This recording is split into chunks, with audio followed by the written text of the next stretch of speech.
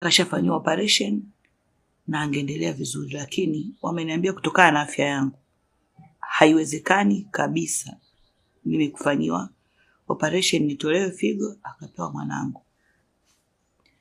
Kwa hiyo sasa nimeona Mudi na familia yake. Nimeamua kuita wifi kakaangu, vizuri umekuja na wanangu. Kwa hiyo kaka, ndo kama hivyo. Kwa nahitaji msaada sana. Mtoto anateseka, yani tumsaidie pale kitandani alipo.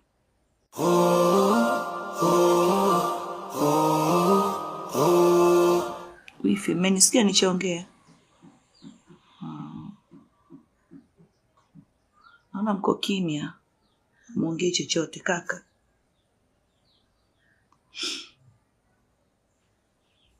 Dada, nimekusikia. Lakini gharama za kusafisha damu ziko juu sana kaka. Na sisi unatuona hali yetu kama unavyotuona.